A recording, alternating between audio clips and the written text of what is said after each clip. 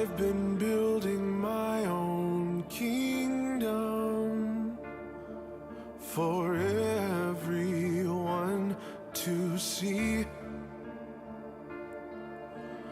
It exists to keep me safe from harm, and it's intact to glorify me. Nobody helped me build this up. It was me and me alone. I've appointed myself as the king, and I've given myself the throne. But it turns out I'm no ruler, and I have no control. So I have decided to destroy it all.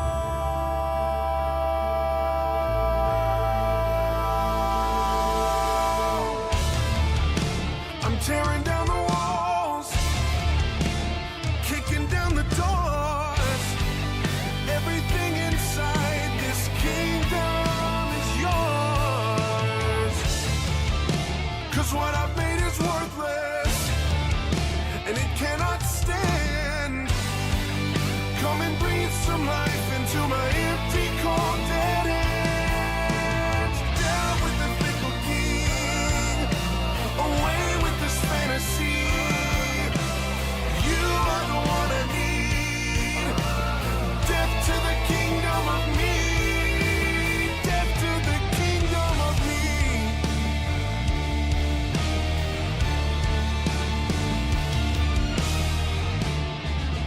I should probably be frightened. This empire's all I know, but it always does more damage than good. I'm afraid it's gotta go. I know that I can't be trusted, 'cause I'm just a man. And if you hadn't given your life for me, a loser would be all that I am. You know they say just follow your heart. I'm afraid that's a load of trash. Your heart will take you down to deep, dark places where you feel like you'll never come back. So I'm coming out of the dark. This facade is...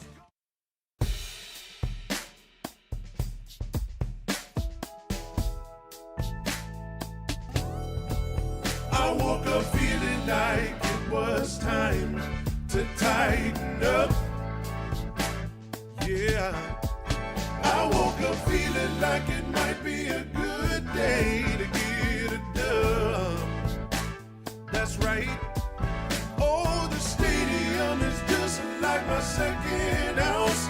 Now I'm two-tone talking, they can't shut my mouth. I woke up feeling like it was time to tighten up. Yeah, yeah, yeah, yeah. I woke up feeling like it was time to tighten up.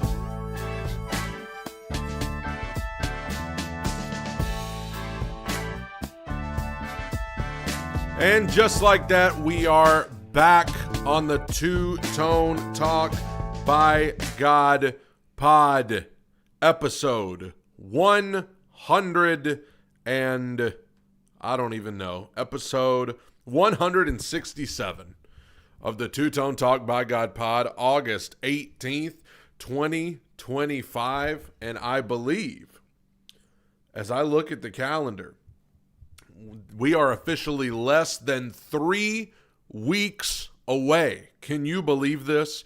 We are officially less than 3 weeks away from the Tennessee Titans regular season opener at Denver. Less than 3 weeks away. Unbelievable. Whew, it's coming up fast. The Titans have one more preseason game coming up later this week. Then you have the week where they have to cut the roster down to 53. And then it is game week at Denver. Oh my gosh, I got a knot in my stomach as I said it.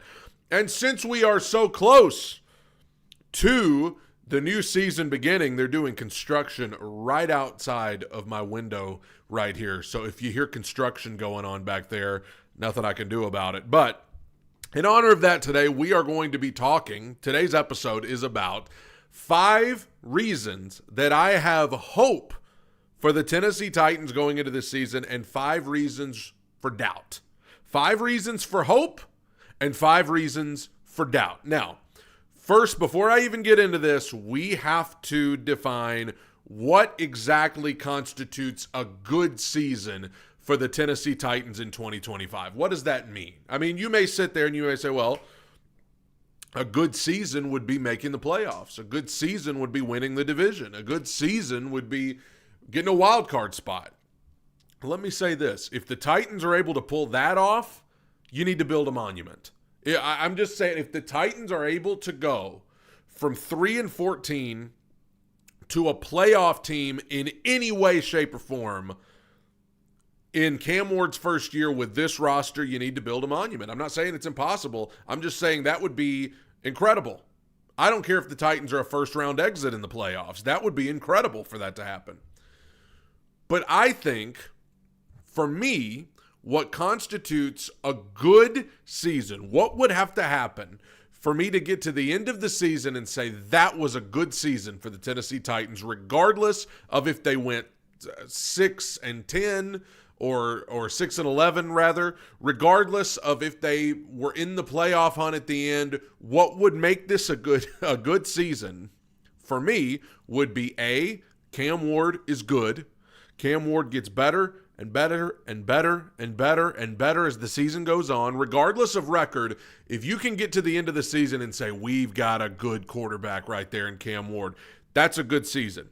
If you can get to the end of the season and say, you know what, after all, Brian Callahan is a good NFL coach and he can be the head coach of this team going forward, regardless of record. If you can get to the end of the season and say that about Brian Callahan, you're in good shape. And third, if you can get to the end of the season and say, you know what, we got some good young pieces in place. Jarvis Brownlee, Gunnar Helm, Kevin Winston, whoever, if you can look and say, all right, we got work to do on this roster, but we've got a good core of young talent, we've got a good quarterback, and we believe in the head coach. Regardless of record, if you can say that at the end of the year, if you go 6-11, but of those 11 losses, you have a competitive loss to the Chiefs. You have a good competitive loss to the Rams where you were hanging in there in the fourth. That's the difference. That's how you look back and say, okay, you know what? Even if we didn't make the playoffs, even if we weren't in the hunt, that was a good season right there. So with that all being said, here are my 5 reasons for hope as we go into 2025 season, 5 reasons for doubt. And I have, believe me, I have my reasons. Be sure to click the like button if you're watching live on YouTube. Help me to get into that algorithm. Okay, so again, these are my 5 reasons for hope. These are my 5 reasons for doubt. And I'm going to start with the negatives. I'm going to alter. I'm going to do a negative, then a positive. Just so we don't get too weighed down with positivity or negativity. I'm going to go reason for doubt, reason for hope. Reason for doubt, reason for hope. So we'll go negative, and then it'll give way to a positive. So we'll start with a reason for doubt, and it is the wide receiving core outside of Calvin Ridley. I'm concerned about the wide receiving group outside of Ridley. First of all, you look at Van Jefferson. Why would I be hopeful or optimistic about Van Jefferson at this point? He dropped the pass the other night. Had a drop against Tampa Bay. You don't really hear about him doing anything spectacular ever. So I'm not optimistic about Van. Tyler Lockett is fine. I mean, Tyler Lockett could be a good third down guy if you're in third and short, but I'm not going to sit here and be like, dude, Tyler Lockett is going to be the go-to guy. I'm glad to have him. I think he's going to be a good leader. I think he's going to be good in the locker room, and I think he can be a reliable target in certain situations. But in 2025, I'm not banking on Tyler Lockett to get us over the hump. Where I really zero in are the 2 young guys, Chimere Dike and Alec Iomenor. And I'm not here to say they can't be good. I mean, we haven't seen much of them at all. But they're both fourth rounders, and you know I've been high on Alec Iomanor since the pick. Since the pick. I'm when I look at the wide receiver group on paper, I see, especially as I see Cam and Calvin, who are connecting like crazy, who are like, that's the combo. And that's great because Calvin is wide receiver 1, but I'm looking at who's going to be the one. Who's going to be the one to step up and be the 2? Who's going to be the one that steps up and says, hey, if they're double teaming Calvin, you could throw it to me. I'm looking to Chimere Dike and Alec Iomanor to be that guy. And I'm just a little doubtful right now because you've got Calvin, Van, Lockett, 2 rookie wide receivers who are fourth rounders, who are going to be a work in progress.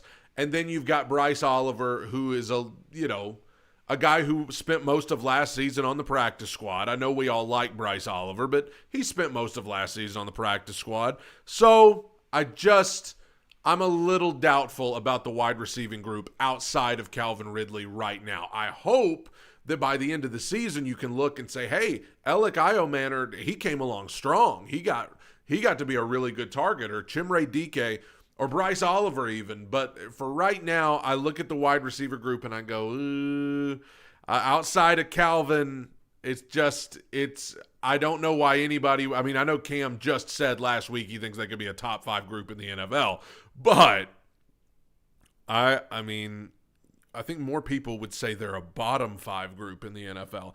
Amnesia in the Super Chat said Van Jefferson is Burks 2.0 without the injury. Mediocre players are what get us to where we are now. Got to nip that now. I mean, yeah, I questioned whether Van Jefferson would make this roster after the drop on Friday night. I questioned, is Van Jefferson a lock to make this roster? I'm pretty sure he's going to make it, but man, it's just if your rookie quarterback can't depend on veteran wide receivers to haul in passes, I mean, I just don't know. But there's my first reason for doubt, but now a reason for hope, and it's these 2 guys right here, Jeffrey Simmons and Calvin Ridley.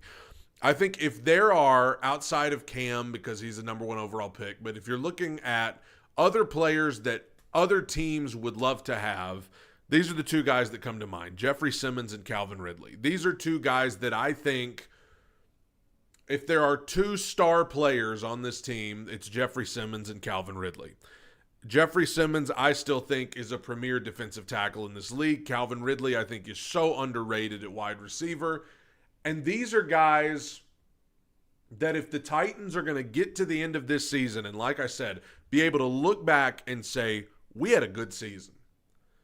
Regardless of the record, we saw our quarterback get better. We got a good young core. Our head coach did well. If they're going to get there, these 2 guys are going to have to play well continually. Jeffrey Simmons and Calvin Ridley, because they're the 2 most notable players other than Cam Ward on this team. They are the proven, like, these guys can play. These guys are good.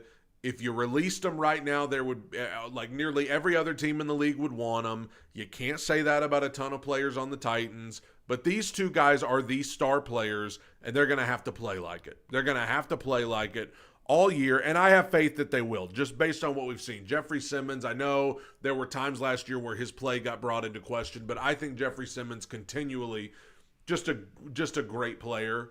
And Calvin Ridley, I think, was underrated last year because of what he was dealing with at quarterback. But if Cam Ward is good, I think you could see Calvin Ridley just explode this year. We're seeing what he's doing in practice. In the first preseason game against Tampa Bay, I think there's a lot of reason for hope with Calvin and Jeffrey Simmons. And so there's 2 surefire leaders for this team. Another reason for doubt, we're back to the negatives. Dan Moore. If you've been listening to this podcast for any amount of time or watching the channel for any amount of time, you know I am skeptical about Dan Moore. $50 million left tackle from Pittsburgh that most people would say this was just a reach by far. I'm hopeful, but I am skeptical that Dan Moore is not just going to be the next tackle that you're sitting at home yelling at the TV. because they can't block their guy. I mean, it just feels like he's the next one in line. Of all those tackles, Dillard and Daly and Nicholas Petit-Frere and now Dan Moore. I just don't have a warm, fuzzy feeling about Dan Moore, and it has been a major reason for doubt for me getting ready for this season. I'm excited. Well, I'm about to talk about the other members of the offensive line, but I'm skeptical of Dan Moore. I am highly doubtful of Dan Moore coming in here and being good enough.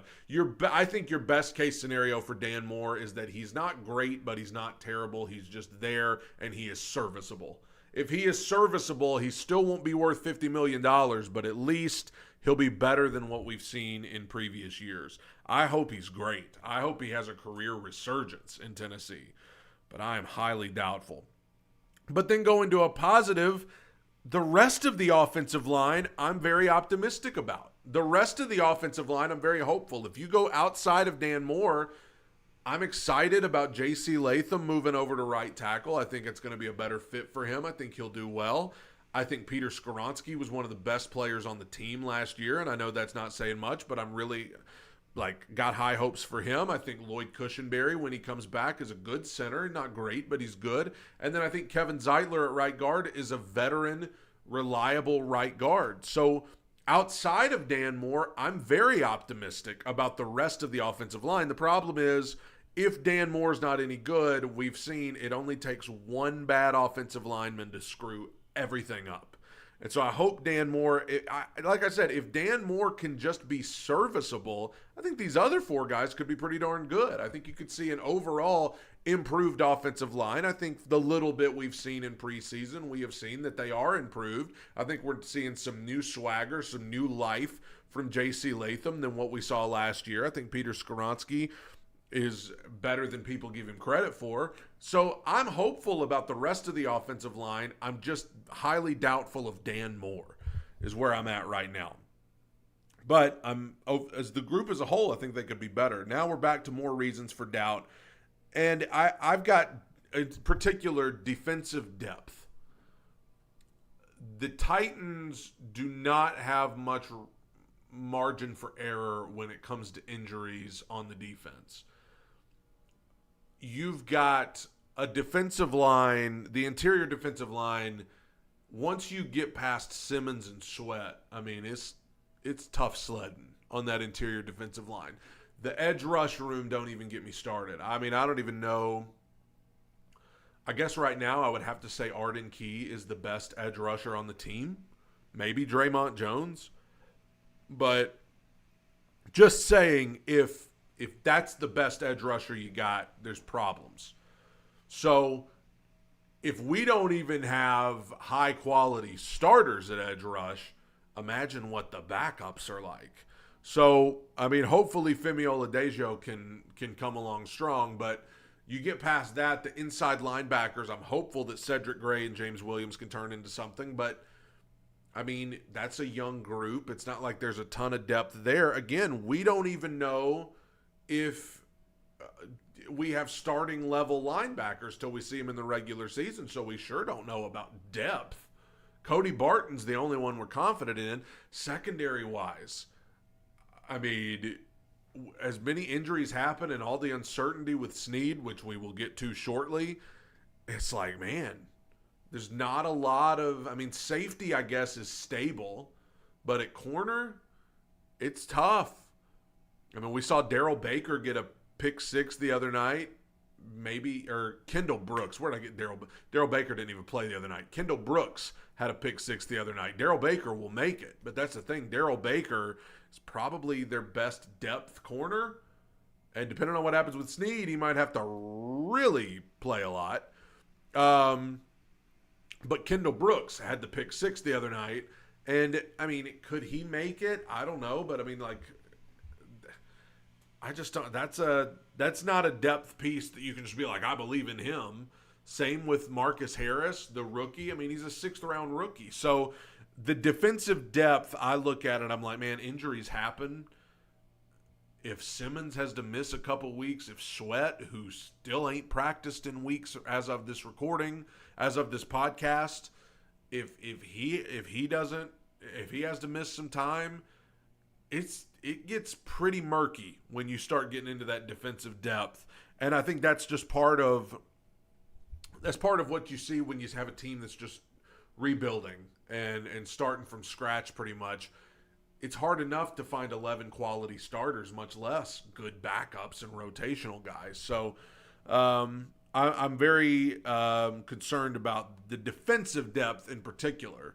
But then a reason for hope for me is Mike Borgonzi. I think that what we've seen early on, I think Mike Borgonzi and Chad Brinker are taking a sensible approach. I know it's not the funnest thing in the world to look at your offseason and say, well, we signed Xavier Woods. We signed Dan Moore, which that one I am still skeptical just because of what we paid him. But we signed Xavier Woods. We signed Daryl Baker. We signed Sebastian Joseph Day. We signed Draymond Jones. We signed Kevin. Like, no names that just pop off. We signed Van Jefferson. Like, the Titans had a very low-key offseason. And then the draft, obviously, Cam's the big thing. But I think what you're seeing is they're taking a very sensible approach. And I know it's not the funnest thing in the world, but look at last offseason. Last offseason was fun because we signed Calvin and we traded for Sneed and we signed Tyler Boyd and we did all of these things. And what did it get us? Well, it got Rand Carthon fired and it got the rest of us a 3-14 miserable season. So I think the Titans have made it clear you don't become a juggernaut. You don't become a contender by just doing this like a Madden franchise and just signing every free agent and trading for all the best players. Like on the video game, that's great. On the video game, that's a blast. But in real life, you got to draft good players. You got to develop them, and it takes time to get your roster where it needs to be. And so weeks ago when Mike Borgonzi was asked the question, can this team contend for a Super Bowl? And he said, listen, that's every team's goal. It's what every team wants to do, but we also realize our roster has a long way to go. A lot of people got upset about that. I was like, that's the sensible answer. Like, of course, we would love to win a Super Bowl. We would love to contend for a Super Bowl. Like, that's every team's goal, but we also look at our roster and realize, like, we need to be realistic here. Like, we have a lot of holes on this roster in terms of starters and especially in terms of depth. And I realize that kind of sucks to admit now because it's August and we're going into the season and we want to win and we want to whatever. But I will just say sometimes you have to do the sensible thing even when it's not the funnest thing in the world to set yourself up for future success. We're going to get reliable veteran players that can do an okay job. We're going to try to get high character guys that we believe in that can change the culture, the locker room, and play well eventually. We've got guys that are a work in progress like Elik Manor or Chimere Dike or Femi Oladejo that will hopefully mold into something. We want to put our young quarterback in the best position possible to succeed, and we just want to start heading in the right direction. We're not going to get to our destination probably this year. We just want to start heading in the right direction. To me, that's a much better recipe for success than let's go spend $200 million in free agency to get all the hottest free agents and make a bunch of splashes in April and then suck when the season gets here. So I like Mike Borgonzi's approach and I like Chad Brinker's approach too. And I think that sensible, calm, just boring at times approach is what will ultimately get you where you need to go by the time the new stadium shows up. Back to reasons for doubt. Back to the negativity, and here we go. L'Jarius Sneed. I think the secondary is going to be largely reliant, and the defense is going to be largely reliant on this guy coming in and playing like he did in Kansas City. And I'm beginning to wonder if it's ever going to happen. I am well past skeptical of L'Jarius Sneed at this point. It's Monday. It's a new week. He's still not on the practice field. We're less than 3 weeks away from the start of the regular season, and L'Jarius Sneed has still not done a drill. He has still not taken a rep. He has still not put on a uniform. He has still not been on the field. I mean, like, if I knew it wouldn't give me a concussion, I would bang my head against this wall as hard as I could. But that would give me a concussion, and so I'm not going to do it. But I'm skeptical that L'Jarius Sneed will be ready by week 1. And if he is ready by week 1, I'm skeptical that he'll stay ready. I'm skeptical that he can stay healthy. I'm skeptical that he's bought in. I'm skeptical that he wants to be here. I'm just telling you all the things going through my mind about L'Jarius Sneed. And if for whatever reason Sneed's not there, whether he gets hurt again or if he still can't recover from whatever injury he's got now, what is this secondary without him? I mean, I know Jarvis Brownlee, we have hope for him, and Roger McCreary's in a contract year, but like, you got a major hole in this secondary and in this defense if there's no L'Jarius Sneed. They need this guy to figure it out. And I'm highly doubtful. I've gotten to the point where when I wake up in the morning and I get ready to check updates for what's going on at the Titans practice, whether it's a Titans joint practice or whether it's a Titans, practice like they had today where it's just them, I don't expect anybody to be like, L'Jarius Sneed's out here. L'Jarius Sneed's with the first team defense taking reps. I don't even expect it anymore. I just expect, L'Jarius Sneed's not out here. L'Jarius Sneed's in street clothes. L'Jarius Sneed's off on the side doing his own thing. Like, come on, man. Less than 3 weeks now.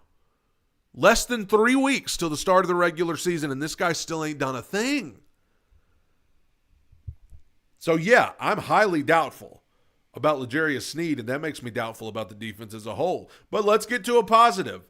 I think that there are a lot of promising young players on this team that, regardless of record, you could get to the end of the season and look at some of these guys from the last 2 drafts and say, that's our core guys right there that we can build around. I'm talking about Jarvis Brownlee. If he comes out and plays well this year, Gunnar Helm, Kevin Winston, Tavondre Sweat, J.C. Latham, Peter Skoronski, Femi Oladejo, and yes, Cam Ward. These last 2 drafts, I think if you can, and I'll throw Bryce Oliver in there, I'll throw Elik Ioman, or I'll throw Chimere Dike. If just a chunk of these guys, if you could get to the end of the season and say, hey, Kevin Winston played some good football this year. If you can get to the end of the season and say, hey, Jarvis Brownlee played some good football, or Peter Skoronski was great on the offensive line, Elik Ioman came along strong, Cam Ward was playing really well, I think you get to the end of the season and you feel great. And I have a lot of confidence in these young guys. I'll throw Cedric Gray's name in there. Do you see how young this team is?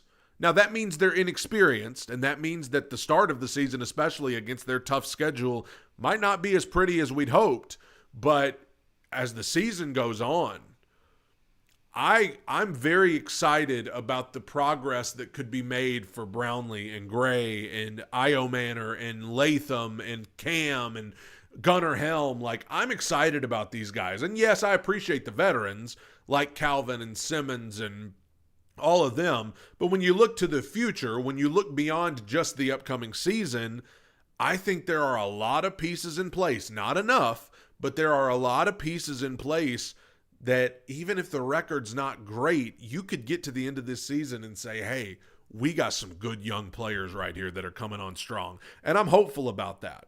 Let's get to the final negative. And you already knew that this was going to be on here. It's Brian Callahan. Guys, I'm skeptical. I'm skeptical of Brian Callahan. I want to believe.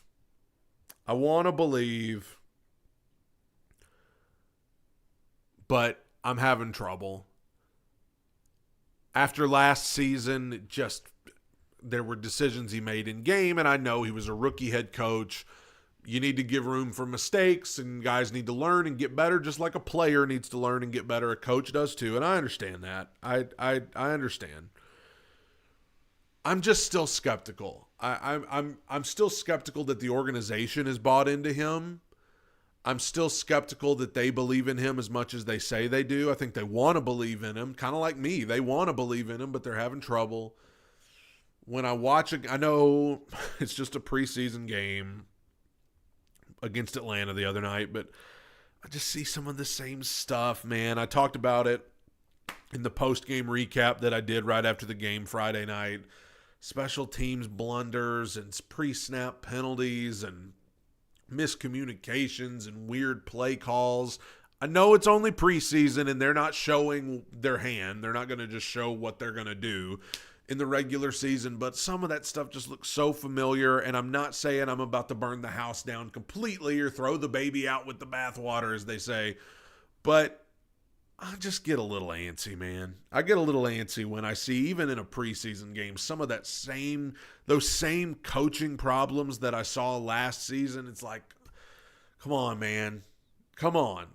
Like, please figure it out. I want Brian Callahan to be good. I mean, that's one of the things that I think can make this a good season. If you get to the end and you say, hey, Brian Callahan can coach, he's doing a good job, then you have that continuity going into the next year. I think that's the best thing. But then again, if he sucks, you got to get rid of him. So I'm that's the number one thing I'm skeptical about is Brian Callahan. I'm skeptical of if he's the guy or not. And the last thing I'm positive about, the last thing I'm hopeful about is the quarterback Cam Ward. I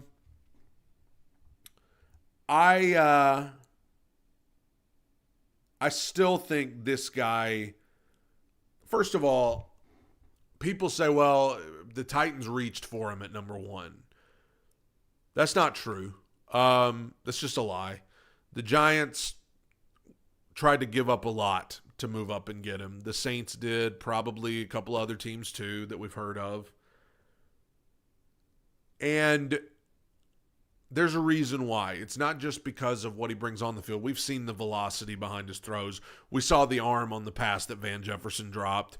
We've seen the confidence, but I think what he brings to the locker room, I mean, some of you have seen, I'm reading the reports from practice today, that once again, Big Jeff tried to get in Cam's face and tried to run his mouth in scrimmage, and Cam responded by throwing a touchdown to Calvin on the next play and getting in his face and hitting him with the celebration. And I know it's going to be, it could be tough sledding. I'm telling you, Cam Ward starting the season on the road at Denver against that defense, that's a tough test. And then coming home to play the Rams, there's going to be growing pains. And there's going to be moments where he looks like a rookie. But I think that the little bit we've seen in the preseason, which is 20-something snaps, I just think you're dealing with a guy that has a different type of head on his shoulders than the last guy, who I don't want to take shots at, but he has a different type of head on his shoulders, different type of mentality. And I think the number one reason for optimism, not just going into 2025, but look into the future, I think there's a lot of reason for hope when it comes to Cam Ward. I think that this guy brings something to the table that a Titans quarterback has. I mean, Marcus didn't have this type of get in your face and let you know, and get up in front of everybody as a rookie and give a heartfelt speech like he did at Atlanta last week in the joint practice, where he got up and passionately talking, or right before he goes out onto the field for the preseason game, he's getting in guys' faces. I mean, Marcus wasn't doing that. I mean, God bless Marcus. I love Marcus just like so many of you, but Marcus wasn't doing that. And I'm not saying that alone is what makes you good. I'm not saying that alone is what makes you a star player, but then he goes out on the field and he's, just throwing passes like the one to Van Jefferson, like we've seen in practice with him hooking up with Calvin after Yan with Jeff. I just think that's a type of swagger the Titans have needed for a long time. And I think he's got all the tools, he's got all the traits, he's got all the knowledge, and he's got the adversity. Like, one thing you got to be able to do as a rookie quarterback, especially, you got to be able to overcome adversity. It's not always going to be pretty. Go ahead, Joe. Joe said, should I say it? Go ahead, Joe. I don't know what you're going to say, and I don't know if I can read it on air, but while I'm thinking about it, Amnesia said, Simmons is also another issue this team has. He is so worried about running his mouth and not playing football, he seems to be more of a distraction. I don't think Jeff's an issue, but I will say he's been penalized a couple times in games because he pushes and shoves, gets mad, loses a rep, and keeps going after the whistle. I don't know if I'd say he's more concerned with running his mouth than he is playing football, but he does run his mouth. I'm glad he has somebody on offense now that's going to give it back to him in practice.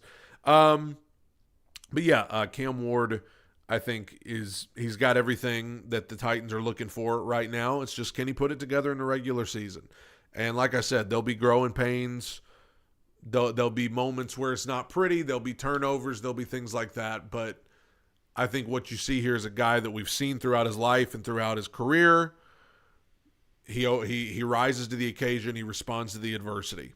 Whether it's an Incarnate Word, Miami, now Tennessee, to go from being what he was when he came out of high school to being the number 1 overall pick, you don't just do that off of luck or whatever. You do that because you got a good head on your shoulders, you got a good family backing you up, and you got something in you that just won't quit. Okay. Couple more things before we get off of here. Logan says, do you think we see any guys get traded off this year? I mean, it depends on how they're doing. I mean, if you get to the trade deadline and the Titans are clearly just 1-6 or 2-5 or something crazy like that, I mean, who knows? Somebody might be looking for a Simmons or I don't think anybody would take on Calvin's contract, and I don't really want to make Cam go out there without Calvin. Looking at the rest of the receiver group, but yeah, I mean, maybe. I don't know who all that would be because this is just such a young team, but maybe, like you said, Amani Hooker could be a nominee. Thez says, I like Cam personally just because he brings energy to the team. That's a big part of it. I mean, that's not going to totally win you games, but it helps your locker room. It helps your culture.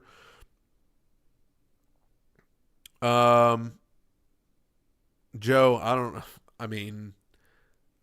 I'll just read Joe's comment. Joe said the Titans always do good when they have an African-American quarterback. When's the last time? I mean, Vince Young was the last. I'm trying to think. Jake Locker, Will Levis. I mean, Malik Willis played a few games, but I don't know what that has anything to do. I don't even know, Joe, where that's coming from. But either way, that is the end of today's episode. What a way to end it. Episode 167. I appreciate you guys joining in, and I hope that you have a good day. I'll be back on actually for a bonus episode tomorrow. Be on the lookout. Mr. Titan is going to be on, and we're going to be talking Titans. We're going to be talking Cam. We're going to be going back and forth talking about everything going on in the world of the Tennessee Titans. Special bonus episode tomorrow. Mr. Titan is going to be on. Someone said that Joe is high.